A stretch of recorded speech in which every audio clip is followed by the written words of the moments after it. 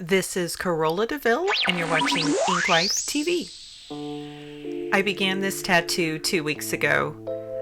It is going to be my first trash polka piece, and I was so excited about it, and the concept that the guy had was a great idea too. So this is what I put on in the first session, what you're looking at, and we're at the beginning of the second session. The reason we don't have footage from the first session is because the SD card in my camera was corrupted and I lost it all, and that was very sad to me, but I was extra careful and I learned a lesson on how not to wipe out my SD card. I probably ejected it wrong or took it out without ejecting it, something like that. It happens. I added ravens all around the tattoo. I added some up in the front and you couldn't see because my arm was in the way, and I added an extra one onto the back, and then began adding the ink splatters. After looking at it for a week or so, the client said, I think I want a few more ravens in a few areas. So that is what we began with. I put one raven up on the clock, but it needed to look like it was an ink splatter raven, sort of coming out of the clock.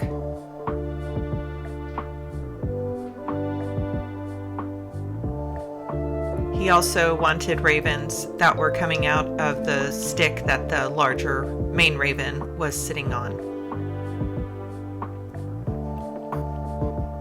I lined everything with a 5-round liner, and all of my shading work is being done with a 23 curved mag.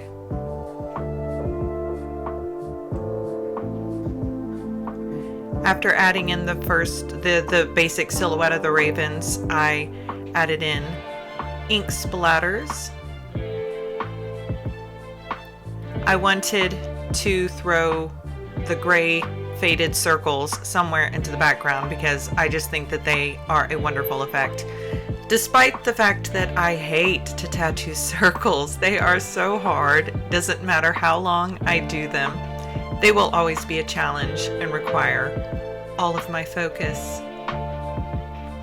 I had 2 tones of gray to work with for the gray circles, a dark gray and a light gray, and I felt that the dark gray was too dark to make them solid in, but I used the dark gray to outline them. The light gray was definitely too pale, and I didn't want to be dipping my needle back and forth between the 2 grays because then the tone would be, most likely uneven. After I got all of the circles outlined,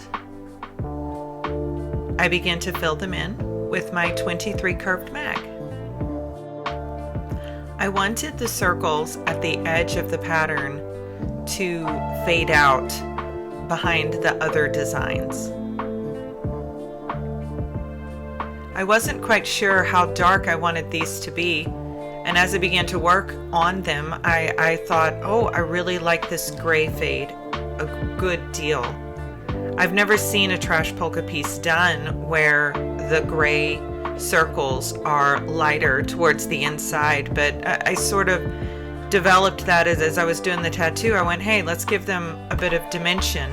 If they're lighter towards the inside, then that will just add a little extra dimension to the piece instead of them being flat gray.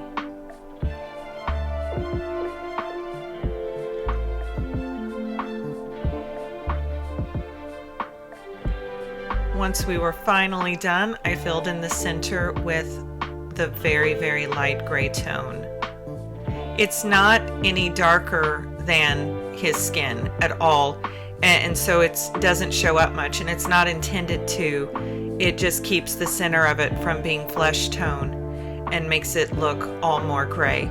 Now, in hindsight, it would be really cool to do these this way and maybe put a glowing red in the center of them, make them dark gray on the outside and bright red on the inside. That would be a really cool different way to do it.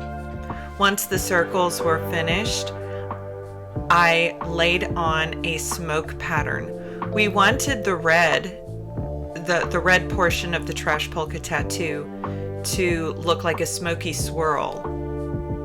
A lot of times in trash polka, the red is just splatter or, some messy pattern in the background, but I really like tattooing swirly, steamy, smoky effects in the background of things. And so I mentioned to him, why don't we use a red smoke? And he thought that was great, and it turned out wonderfully.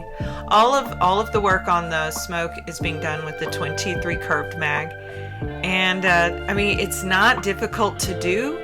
You just have to be slow and careful. Make sure that your lines are flowing and that you're following the direction your stencil is going.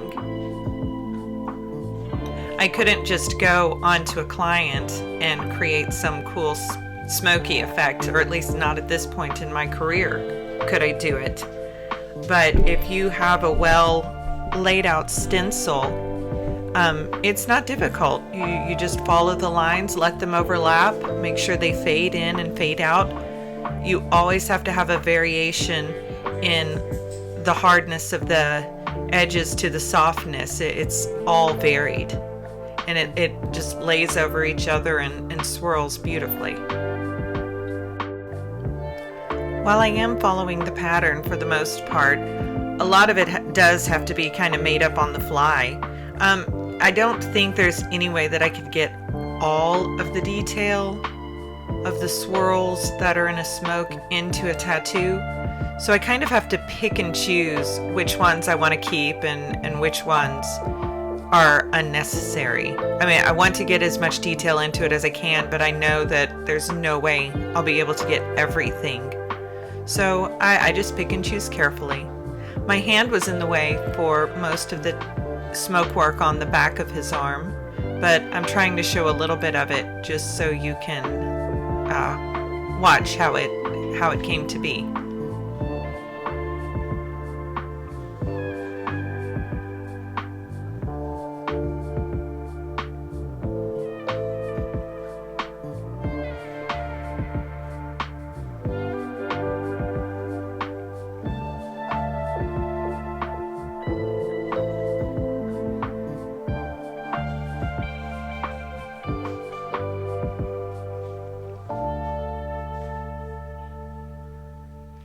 Once that was all finished, I took my 23 curved mag and dipped it in red, and then I dipped it in black, and then I dipped it back in red a couple more times until it had the dark gray color that I wanted. And I used that to add some depth to the smoke.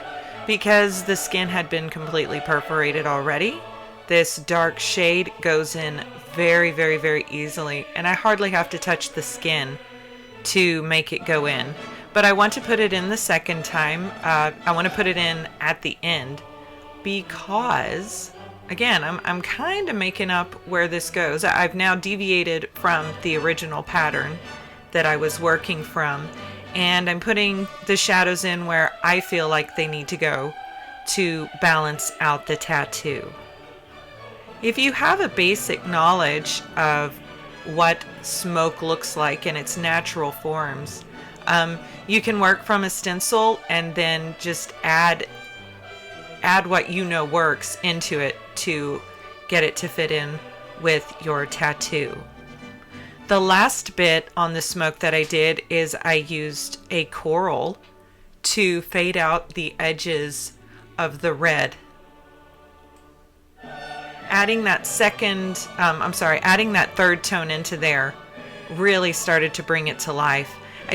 I know that for anything to look 3D, as the name implies, you have to have 3 different tones, 3 different levels. So even with the smoke, you've got the red and then the really dark red and the coral, and when put together, they really make it look 3-dimensional and wispy. We wanted a little more red accent on the front and voted that a splatter paint would just fit the plate perfectly. That this was all just made up. I made squiggly lines and then made dots that looked like they were coming off of those squiggly lines. And if they made sense to me, I figured, well, it's good enough. I didn't want it to look like solid paint. I wanted it to have a little bit more of a watercolor effect, so it would have some hard edges and some soft edges, and help swirl it into the ink splatter behind it that is already there.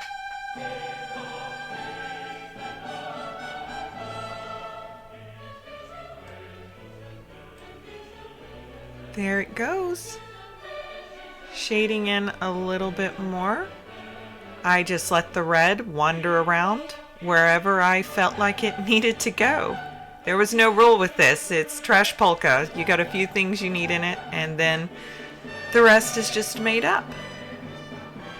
A few more paint splatters wherever I thought that they were finished, wherever I thought they were needed, and that portion was done.